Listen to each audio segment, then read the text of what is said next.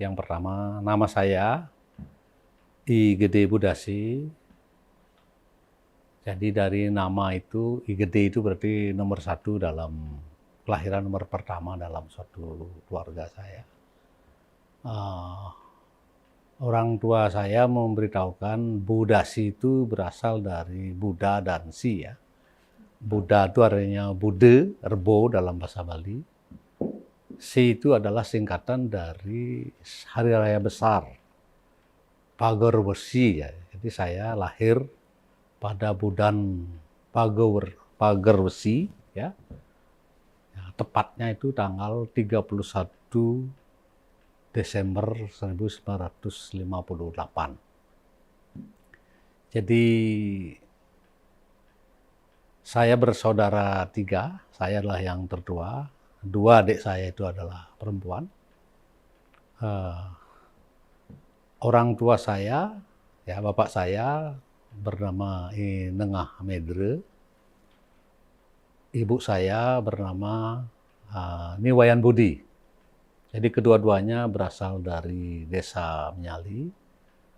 Profesinya juga sama-sama berbackground buruh ya. Buruh kalau di zaman tahun 60-an, 70-an itu, di desa kami itu pekerjaan yang banyak dilakukan orang itu adalah sebagai buruh, yaitu sebagai tukang patri ya. Tukang patri itu artinya memperbaiki peralatan-peralatan yang bocor ya, seperti abangan yang bocor atau piring yang bocor, alat-alat dapur yang bocor. Nah, itulah mematri pekerjaan itu ya. Itu sebetulnya sebagai pekerjaan sampingan itu, karena orang tua juga bekerja sebagai petani, menggarap tanah ya milik leluhur ya. Di sela-sela pekerjaan pertanian, jadi untuk menambah penghasilan, kedua orang kami itu bekerja sebagai ada tukang patri, keliling-keliling dari desa ke desa lain, terutama ke arah barat, di sekitar di Grogak ya, Seririt ke barat itu ya, sampai ke Pemuduran sana, cerita dari ibu saya ya. Jadi demikian background saya. Saya tidak banyak tahu tentang bapak saya, karena saya waktu berumur 5,5 tahun ya, setelah saya ditumpangkan di SD 1, waktu itu belum SD 1 namanya, SD Menyali. Setelah 2 bulan, 3 bulan setelah saya ditumpangkan sebagai siswa SD numpang di SD Menyali itu, bapak saya meninggal karena sakit perut ya. Nah, kemudian setelah itu saya sempat dijaga oleh ibu saya kurang lebih 1,5 tahun ya. 1,5 tahun kemudian ibu saya menikah dengan seseorang yang saat itu yang mencintainya ya. Jadi menikah. Jadi saya bersama kedua adik saya itu dijaga oleh 2 paman saya. Jadi bapak saya punya adik kandung 2 laki-laki.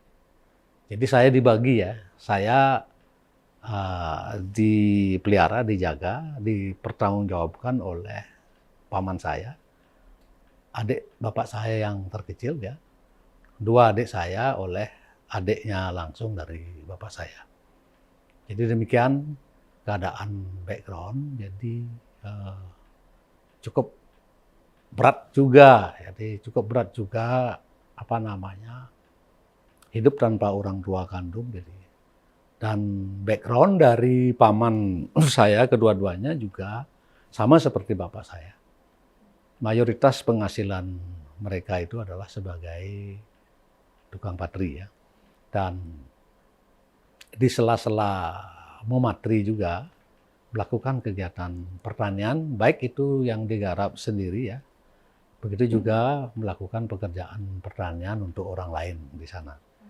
Jadi kira-kira seperti itu di desa. Jadi walaupun demikian, saya nikmati saja karena jadi harus kita untuk hidup. Waktu kecil kita tidak tahu apa-apa ya. Itulah yang keadaan kami. Jadi banyak lika-likunya itu. Oke. Lalu untuk riwayat kehidupan Prof sendiri remaja.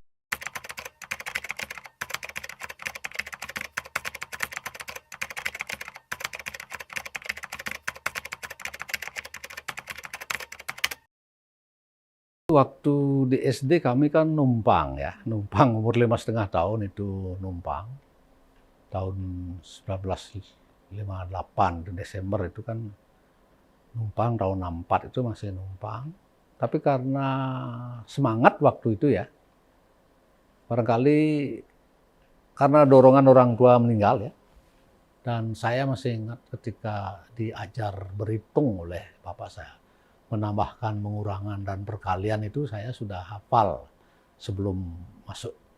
Sudah tahu cara menghitung, menambahkan, mengurangkan, mengalihkan juga sudah diajar. Jadi selalu saya ingat, oh ini ternyata diberikan dasar. Jadi saya belajar dengan baik dan akhirnya di kelas numpang itu saya naik kelas. Walaupun badan saya body saya paling kecil di antara. Karena teman-teman waktu itu masuk SD itu sudah umur 7 tahun ya. 7 tahun, 8 tahun bahkan ada ya, 9 tahun juga ada.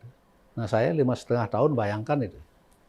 Secara psikologis memang kurang menguntungkan bagi saya karena selalu berpikir saya selalu paling kecil di kelas ini. Tapi tidak apa-apa, jadi belajar dengan baik. Akhirnya saya menyelesaikan SD-nya itu tahun 70. Tahun 70 SD saya, body saya masih kecil juga. Paman saya menyarankan sekolah aja. Nah, sekolah ke desa tetangga di Sawan, di SMP. Masuk di SMP Sawan di kelas swasta. Selama 3 tahun, kurang bagus perhatian saya pada pendidikan waktu itu. Karena selalu merasa secara mental, selalu body saya kecil sekali gitu. Jadi tidak begitu perhatian pada pendidikan. Saya selalu melihat teman-teman seumuran saya kok dia masih belum SMP, masih SD gitu. Akhirnya tahun 73, 74 itu saya berhenti sekolah. Di samping berhenti sekolah juga biaya waktu itu tidak memungkinkan untuk melanjutkan sekolah itu. Sumber dana itu tidak jelas, bulanannya itu, hariannya nggak ada itu ya. Hariannya. Akhirnya setelah berhenti 2 tahunan, tahun 75 saya kembali ke sekolah. Bertemu dengan teman-teman yang sebaya. Saat itulah mulai saya bersekolah dengan serius. Ya, semua pelajaran kita ulang. Bahkan setahun, tahun 74 itu saya sudah mulai belajar sendiri dengan di luar sekolah ya. Karena sudah tahu akan melanjutkan tahun 1975. Jadi saya pelajari kembali apa yang sudah diajarkan. Terutama dengan senior-senior yang sudah melewati pelajaran itu. Jadi seperti itu. Sedangkan adik-adik saya itu kedua-duanya sudah tidak bisa saya perhatikan. Karena memperhatikan diri saya aja sudah berat. Jadi kedua adik saya yang dijaga oleh paman saya tidak bisa saya perhatikan. Jadi kedua-duanya berhenti. Ada yang berhenti di kelas 3, ada yang berhenti di kelas 4 gitu. Jadi sudah tidak ngerti dah pendidikan waktu itu. Cuman saya pikir pada waktu itu di desa saya dalam satu kelas itu tidak ada yang masuk SMP ya. Jadi hanya saya aja yang masuk SMP. Begitu juga adik kelas saya, hanya dia saja yang masuk SMP itu. Jadi tidak banyak perhatian SMP. Karena kenapa saya mengambil langkah studi waktu itu? Karena kebanyakan yang umur 5-10 tahun di atas saya, itu pekerjaannya lebih banyak yang tidak bagus pekerjaannya. Jadi semua pekerjaan yang ada kaitannya dengan perjudian waktu itu. Saya pikir kalau saya nanti tidak sekolah pasti begini keadaannya nanti juga. Akhirnya saya memfokuskan pergaulan pada waktu itu mulai lebih banyak kepada teman-teman yang berpendidikan, baik yang ada di desa saya maupun yang ada di desa tetangga. Dengan kata lain, saya mengalihkan pergaulan pada waktu itu banyak kepada teman-teman yang memberi perhatian pada pendidikan. Teman-teman yang suka membaca, teman-teman yang suka belajar. Jadi seperti itu jadi. Nah, sekali-sekali kita bertemu dengan teman-teman di desa yang tidak sekolah juga, pasti itu ya. Tapi mayoritas lebih banyak. Nah, yang mendorong saya juga belajar karena apa? Di tempat saya jalan-jalan di desa Sawan itu ya, banyak orang-orang pintar di situ. Banyak orang-orang sudah masuk SMA, bahkan sudah ada sarjana, pekerjaannya bagus-bagus itu. Jadi saya pikir kalau belajar pasti seperti dia nanti. Seperti itu. Oke.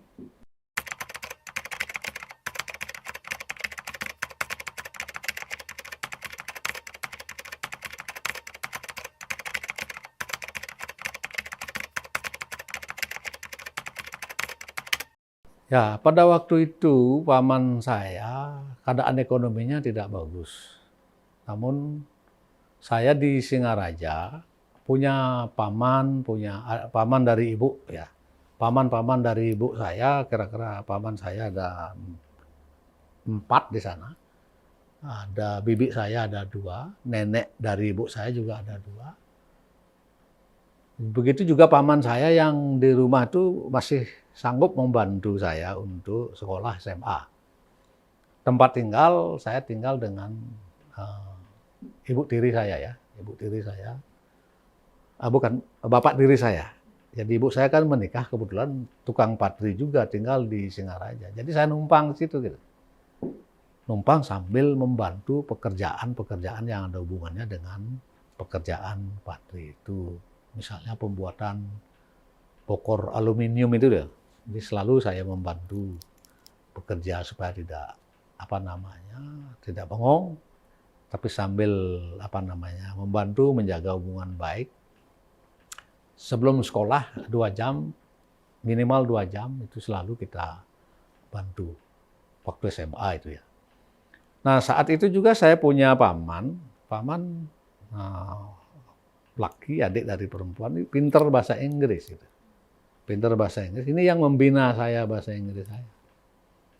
Dan hampir setiap hari saya menanyakan grammar bahasa.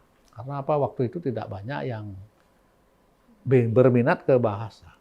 Nah, paman saya itu bekerja di sebuah hotel, di Hotel Singaraja bekerja. Jadi ada tamu di situ. Jadi saya selalu membantu pekerjaan pribadinya itu sebagai menyetrika, mencuci, membersihkan sepeda, membantu untuk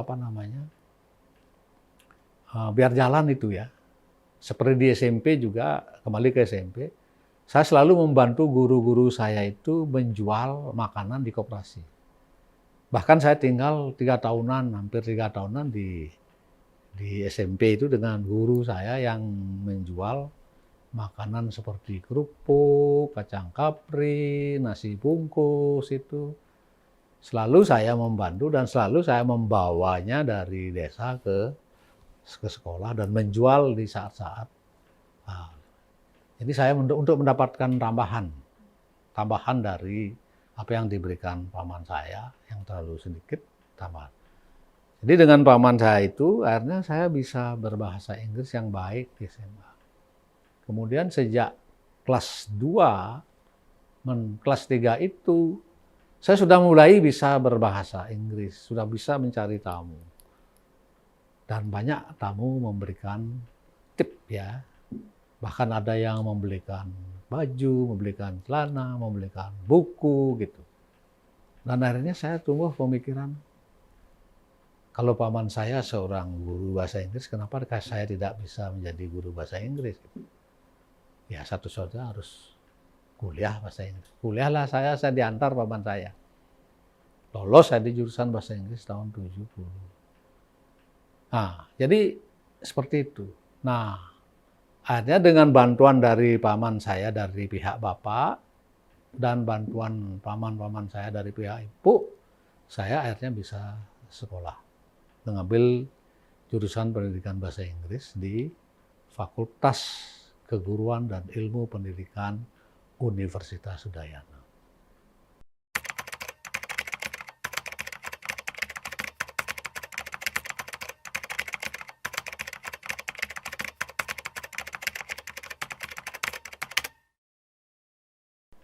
Momen yang paling berkesan itu tadi menyelesaikan S1-nya itu yang begitu berat itu. Karena apa? Di pertengahan jalan, di semester 3, paman yang membiayai saya itu meninggal. Sudah itu di semester 4, saya dibiayai oleh bibi saya yang satu lagi di desa. Meninggal juga gitu. Jadi saya kebingungan. Kebingungan saya, akhirnya nenek saya dari pihak bibiknya bapak saya mengantarkan saya ke seseorang ya. Masih sesepuh saya di keluarga Sri Karangbuncing Bali, berasal dari Tamlang, jadi Pak Madeswite namanya. Beliau yang saya menghadap beliau dengan nenek dan diberitahu, oh kalau memang bagus, bahasa Inggris itu bagus, nanti kalau ada apa-apa tolong sini, kesulitan. Dan akhirnya memang sejak itu SPP saya disponsori oleh beliau. Itu yang berat. Nah, namun di sela-sela itu juga untuk bekal sehari-hari saya menghidupi diri dari guiding, dari mencari tamu. Nah, kebetulan dari pihak universitas juga memberikan tunjangan ikatan dinas dan kredit mahasiswa. Nah, sehingga S1 saya itu bisa selesai dengan tepat waktu itu ya, dengan bantuan tunjangan ikatan dinas maupun kredit mahasiswa maupun bantuan dari orang tua yang saya sebutkan tadi itu. Nah, itu tidak pernah saya lupakan itu. Ya, jadi dari beliau, Pak Made yang saya sebutkan tadi itu, hanya orang-orang yang mencari sukses besar saja yang bisa mendapatkan sukses besar. Itu kalimat yang tidak pernah saya lupakan. Jadi harus kita cari. Kalau kita mencari, kita mendapatkan. Kalau kita mencari sesuatu, kita pasti mendapatkan sesuatu. Kalau kita tidak mencari sesuatu, kita tidak akan dapat sesuatu. Itu selalu terkenang di dalam saya. Jadi itu menjadi pegangan saya ya, yang perjuangan selanjutnya. Yang lain itulah disampaikan motonya adalah hanya orang-orang yang berusaha yang akan sukses lebih baik. Hanya orang-orang yang memiliki kesibukan lebih banyak, dia akan mendapatkan sesuatu yang lebih banyak. Jadi kata-kata seperti itu menjadi motivasi. Ya, lakukan sesuatu itu dengan benar, tekuni, jangan berubah. Seperti itu. Jadi hal-hal seperti itu yang mendorong, memotivasi saya.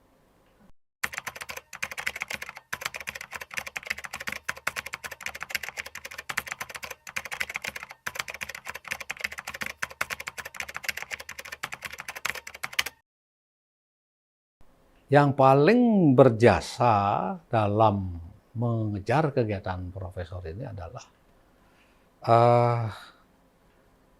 sulit untuk menyampaikan yang pengaruhnya, yang mempengaruhi siapa ya, tapi yang jelas kesempatan itu ada gitu. Kesempatan untuk menjadi profesor itu ada. Nah, pertama-tama ya saya masih ingat ketika teman-teman sudah beberapa yang profesor, itu saya mencoba untuk mulai melihat apa hal-hal yang penting itu dilakukan itu ya. Karena apa? Persyaratan-persyaratan itu sangat rumit untuk diketahui dulunya apa yang sebenarnya harus dilakukan. Terutama Pak Rektor ya, Pak Rektor Profesor Dr. Nyoman Jampel, 4 tahun sebelum saya mengajukan profesor, kita dipanggil gitu. Para doktor yang senior itu semua dipanggil untuk sama-sama bergegas untuk mensukseskan, membesarkan nama Undiksa melalui pencapaian guru besar. Seperti itu ya. Jadi itu yang saya masih ingat. Dan kebetulan waktu itu juga saya sudah mulai merancang. Bertanya beberapa teman yang sudah. Jadi ada adik-adik kelas saya yang sudah duluan profesor. Teman-teman adik-adik kelas saya seperti Prof. Nityasi, Prof. Ratminingsih, Prof. Adi Jaya, dan Padma Dewi, dan Prof. Artini, termasuk juga Prof. Omang Tandre, sempat kami ajak ngobrol-ngobrol, mohon petunjuk dan mohon dukungan. Jadi ini semua, termasuk juga teman-teman dari lintas fakultas juga saya ajak konsultasi, Prof. Suwarte misalnya, ya, ajak konsultasi untuk berdialog apa yang harus kita lakukan itu. Nah, di samping itu juga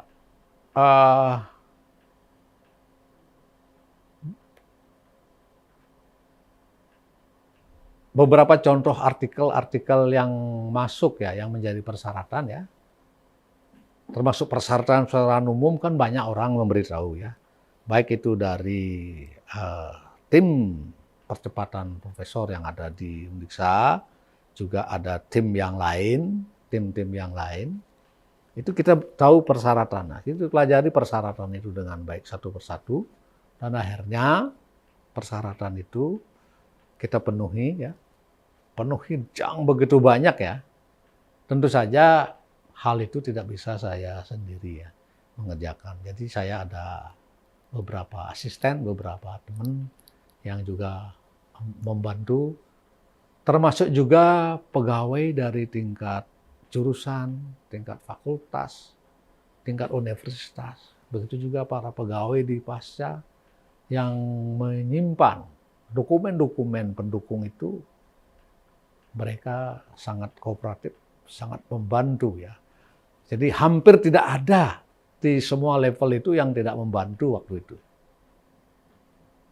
Begitu juga pihak pimpinan, sangat membantu mendorong persiapan itu. Nah, dengan demikian jadi saya merasa tenang, merasa semangat lagi ya untuk mengerjakan itu dengan baik. Lalu untuk keluarga gimana dukungannya, Prof? Ya, keluarga terutama istri saya. Nah, namanya kita persiapan seperti itu, kita butuh konsentrasi yang luar biasa ya. Jadi duduk berjam-jam itu sudah pasti ya. Mengerjakan bidang A, bidang B, bidang C, bidang D, portofolio, usul itu banyak sekali. Tentu saja itu memerlukan biaya fotokopi kah, biaya mengetik kah, biaya ini kah, biaya itu kah. Jadi sampai mengurangi kebutuhan atau keperluan-keperluan yang perlu waktu itu, tapi karena saya dipandang lebih perlu, jadi saya menyebabkan kebutuhan keinginan dari keluarga, baik itu istri maupun anak itu tertunda. Jadi memfokuskan ini. Jadi hampir semua kebutuhan anak-anak, kebutuhan istri itu tertunda selama 6 tahun itu untuk konsentrasi ke persiapan ini.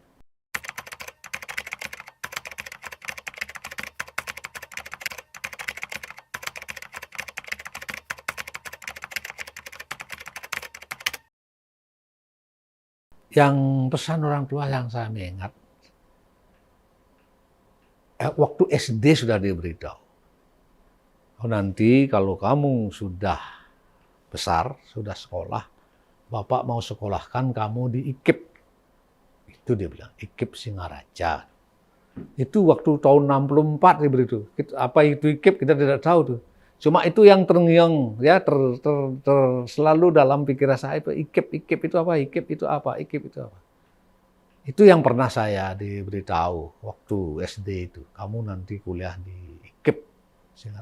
Kamu sekolah nanti, bukan kuliah. Kata kuliah tidak ada waktu itu. Kamu nanti kalau sudah besar, sekolah kamu di IKIP Singaraja. Baikkan belajar. Itu aja. Dan apa namanya, saya dalam hati saya pegang itu, saya tidak berani ngomong. Ini bapak saya kok bilang saya harus disekolahkan ke IKIP. Nanti kalimat itu saya pegang dan saya percaya bahwa kata-kata orang tua saya itu melindungi saya, perjuangan saya itu di dalam perjuangan persekolahan itu. Baik di SD, SMP, SMA, dan perguruan tinggi. Ini yang menjadi dorongan batin saya untuk itu. Dan dorongan batin saya tadi, Pak Made, yang saya sebutkan, kalau kita berusaha pasti kita sukses. Kalau kita fokus pasti kita capai. Kalau kita mencari pasti kita dapat. Jadi yang ini menjadi, dengan kata lain, baik itu orang tua saya, paman saya maupun bapak asuh saya, ini banyak sekali mengubah pola pikir saya untuk bisa lebih maju.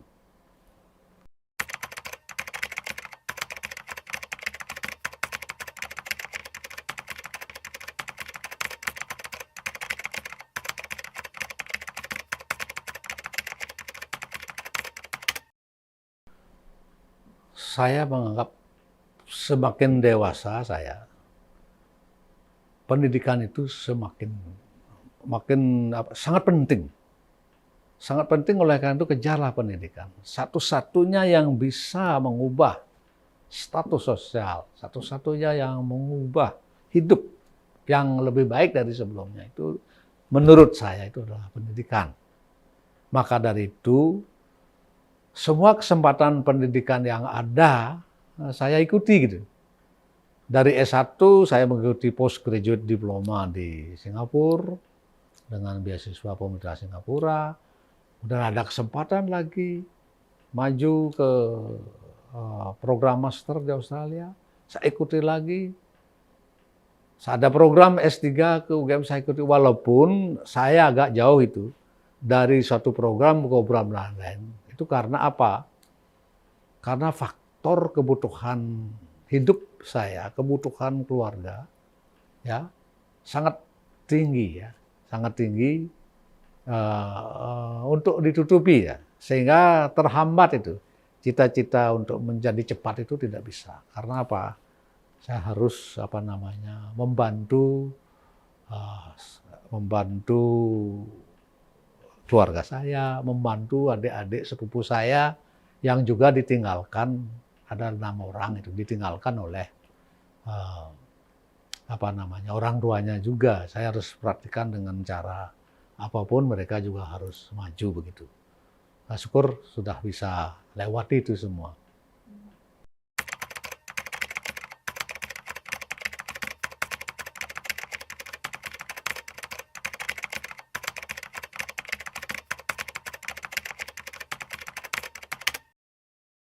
Baik, saya merasa lega, saya merasa ringan. Yang dulunya sebelum mencapai guru besar itu betul-betul beban.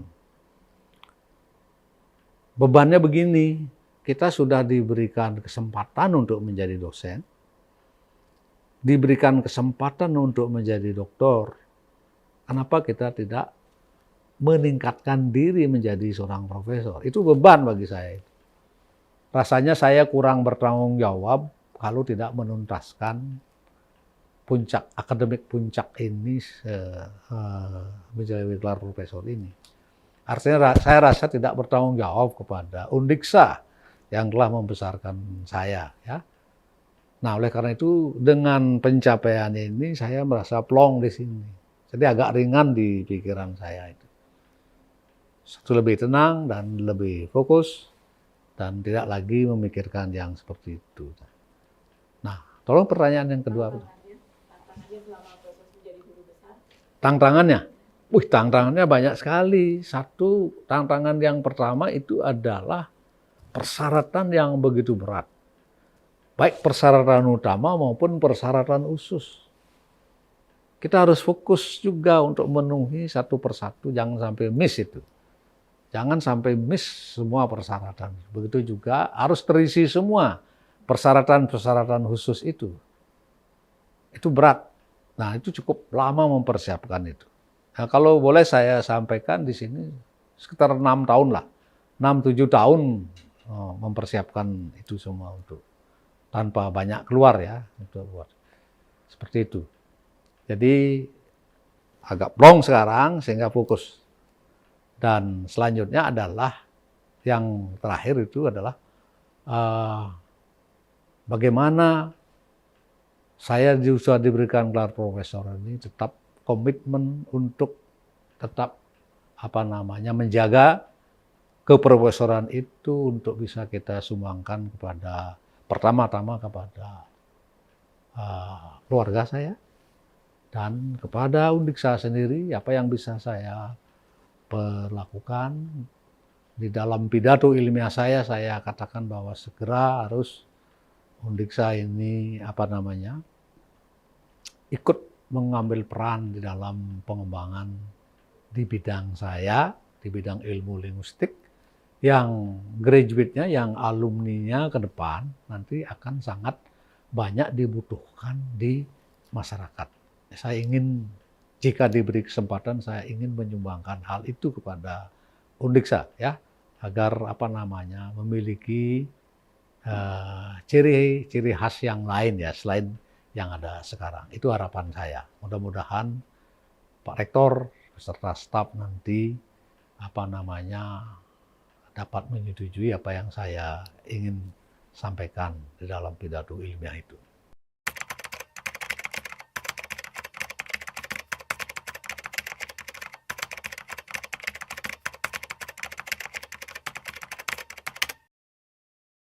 Ya, target saya adalah tidak banyak ya.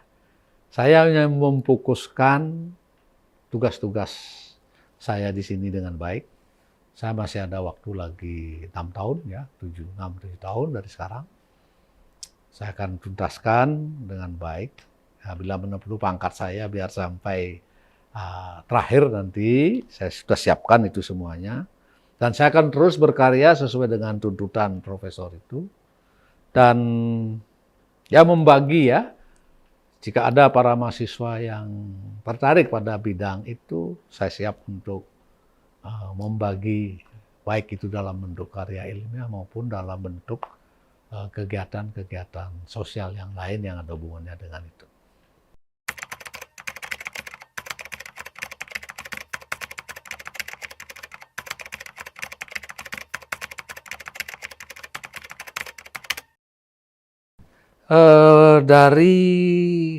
Saya kan udah sejak tahun 85 ya di sini ya, 85.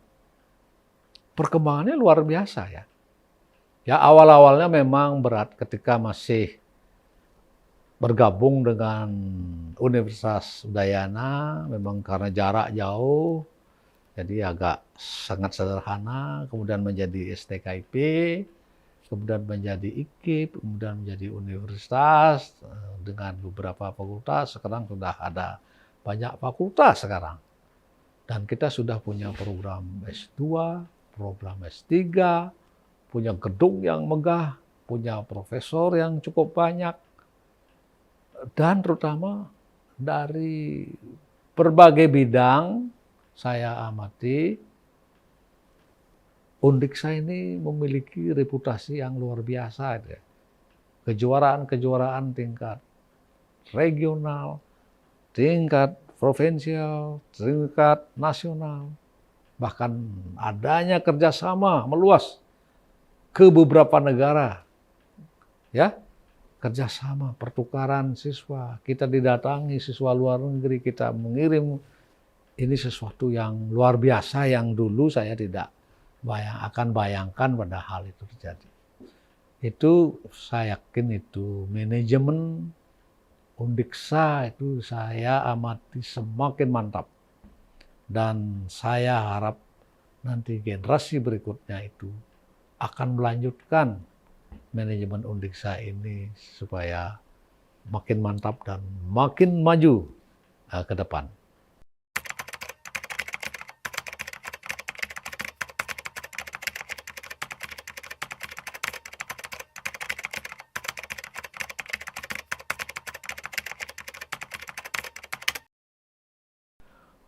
Baik, itu yang pertama kita harus melihat ya, universitas unggul itu apa sih syaratnya? Itu syaratnya apa? Mungkin kita sering mengidentifikasi universitas mana yang sudah unggul di Indonesia, kerjasama dengan mereka, saling kunjungi dengan mereka, ya, bekerja sama, MOU, dan selanjutnya adalah kita tetap ke dalam selalu meningkatkan kerjasama, selalu meningkatkan hal-hal yang belum meningkat untuk mencapai level itu. Nah, saya yakin itu manajemen kita sudah memikirkan hal itu. Sudah memikirkan hal itu. Dengan demikian, saya yakin suatu saat dengan modal kerjasama, modal keyakinan, modal kepercayaan, kepercayaan diri sendiri, kepercayaan pusat, Undiksa semoga menjadi universitas yang unggul. Acara ini diproduksi oleh